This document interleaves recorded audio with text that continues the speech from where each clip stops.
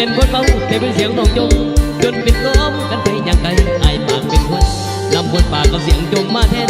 นำบทปากกับเสียงจงมาแทนทั้งกระเด็นความหมักแห้งนองตื่นมาจองหาแต่ความสิจมมืดตาขึ้นหาแต่ความสิจมยิ่งบางคนว่าบ่พ้อมก็หายตายบ้านมักแห้งบ่ได้แกงแสดงว่าสุขเขาเอาความจริงมาแย่งแต่งก่อนมาเมาจมก่อนสาวเพราะบ้านพี่เขาเศร้าสายไปคำสำลงกูอยากควยโดยแอวดงตกลงที่เกมมีบ่ตกลงที่เกมมีบ่ถ้ามีแล้วคงสิโกเอาคนดีขึ้นเวทีกีฬาเสียงเบาเสียวดังไปแข่งจงมันขึ้นหดเย่งเล่งเศร้าหัวใจคงสิได้รางวัลใหญ่กับเพื่อนคงสิได้รางวัลใหญ่กับเพื่อนให้เตือนทั้งเมืองจึงสิสุ่มใจเจ้ากลับบ้านเจ้าสะอย่าจมกลับบ้านเจ้าสะอย่าจมว่าบุกอ้อมอย่าบังเมื่อแรงเศร้าอย่าหังคำเป็นเมาว่าน้ำสีกระสานเป็นยิ่งงามเป็นคนจำเสือกำใส่เบาเอาความจริงมาเขียนมาเบาขอโทษเนื้อเมียเขาบ่ได้เบาให้นายบ่ไม่เบาเสียหายให้นางไปไอ้คนซาจนให้มีแต่ความดีซาจนให้มีแต่ความดีให้ผู้ซาสามีทุกคืนในเนื้อน้องก็นอนในเนื้อน้อง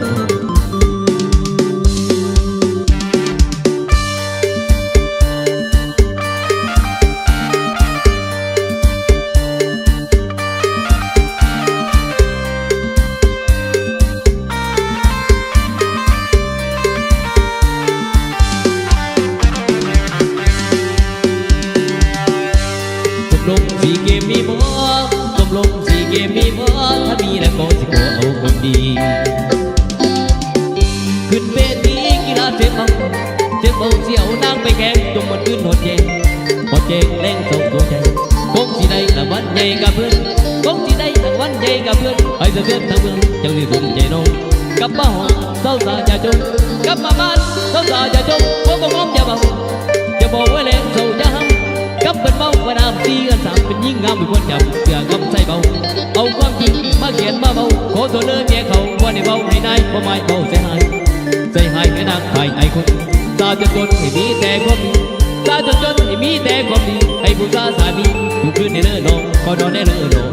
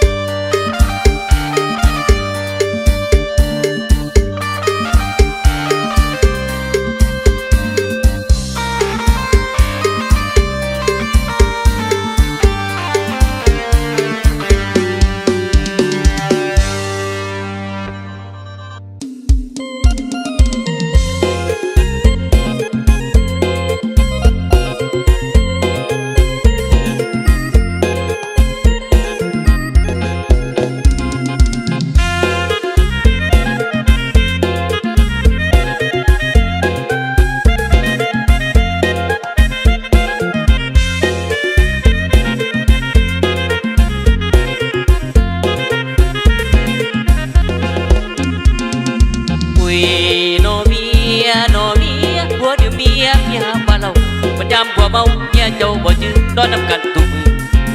มือเมื่อคืนเกิดมาโบดแต่ละทั้งงาทั้งหูโบดแต่ละทั้งงาทั้งหูบ่ยังรุ่งเอาด่ามาถึงเกียงฟังเสียงเบาออกมาเป็นเล่าคือกับป้าพาพ่อบันว่าสั่งนองเสียงบอกคนอื่นบ่ยังตื่นจับใส่ใจฟ้าเทวดายังสูดเมื่อได้ฟังนางไอ้เจ้าบ้านเจ้าเมืองเขาซาไอ้เจ้าบ้านเจ้าเมืองเขาซาหน้าผู้ตูแต่ก็ยังเกินมากันบ้าหัวบอกว่าจะทำอันนี้บัวนอนน้ำตุ่ม ขึ้นอย่างดีสติคือสิ่งประเสริฐน้องอย่าตะเลิดด้วยคุณนินทาวันสิ้นให้เขาวัดเขาว่าให้สองมือกับพระบูชาขอพรใกล้ก็หมดในอกเงาอังใกล้ก็หมดในอกเงาอังให้คือตั้งแต่กี่ราศีเจ้าคนงามหัวจุดยามทั้งงอนทั้งบาดกว่ามาจนตกทางกับผมมีเสียงหายเดี๋ยวนี้หายไปใส่โนลาเอานี่ใส่ไปมาก็คือเก่งเป็กเท็ดฟันเขาจำเจ้าหน้าผัวตุนหัวไอ้บ่ได้ดื่มเหล้าไอ้บ่ได้เมาเพราะว่าไอ้ดื่มเบียร์บ่หนึ่งบ่ยานเป็นเพียบ่สองบ่เมียบ่เห็นใจสามีตาสีเศร้าปัญญาบัวเมาเสียงเจ้าห้องนามันเตือนหอดฟ้าหอดฟ้าผู้เลือตาจื้อเอาโลกสีเศร้าขึ้นการมึนเมาโลกสีเศร้าขึ้นการมึนเมาเศร้าสะลือกำแพงอย่าแสดงให้บนถูคนรวยคนถูคนถูคนถู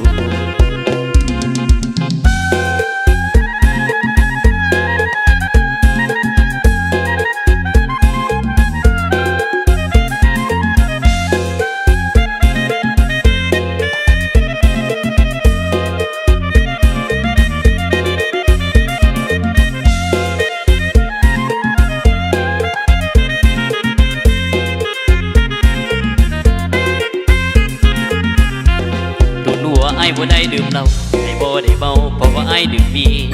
ข้อหนึ่งบ่ยานเป็นเพียข้อสองพ่อเมียบ่เห็นใจสามี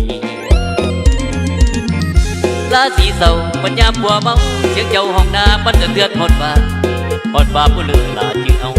โลกสีเศร้าขึ้นการมึนเมาโลกสีเศร้าขึ้นการมึนเมาเศร้าสะลือกำแพงอย่าแสดงให้คนถูคนรวยคนถูคนถูคนถู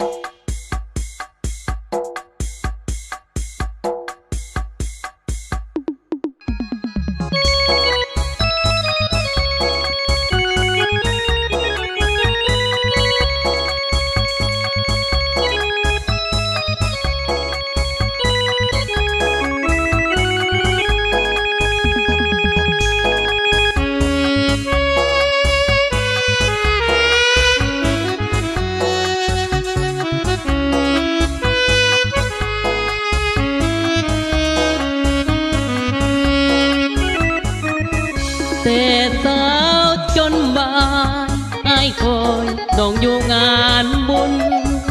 นัดกันมากินข้าวปุ้นงานบุญอายยืนคอยนานเลือน้องมีใหม่เปลี่ยนใจจากอายไปทางอายคอยด้วยความอ้างว้างคอยนางด้วยความหวังดีจากไม้ไกลคำคิดนำน้องอยู่บ่หายเป็นยังนอยิ่งลืมอ้างหรือสายบ่มีรถยนต์บ่มีปีกูป้าลูกน้องยิ่งบ่สนหรือเป็นบ่เกิดมาจนน้องหน้ามนยิ่งบ่สนใจงานบุญผ่านไปหลายคนถูกลงบ่าวสาวทุกคนมีจนสนุกสนานคงมีเพียงอ้างต้องกลายเป็นคนขอทานคอยหักจากฟ้ามานานสงสารหัวใจเหมือนตายทางเป็นสุดท้ายเหลือเด่นเป็นคนด้อยวาสนาหักที่ผ่านมาอุบา ผิดบังก็ทนงานบุญไอ้คอยบิดจอยบ่เห็นหน้าบุญนี่หรือหากของคนจนสุดท้ายต้องทนเหมือนคนมีกรรม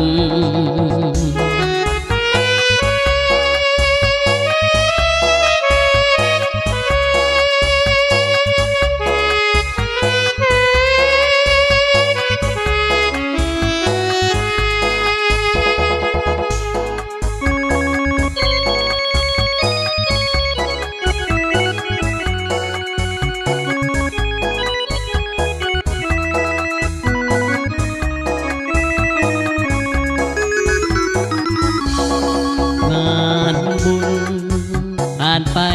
หลายคนถูกลง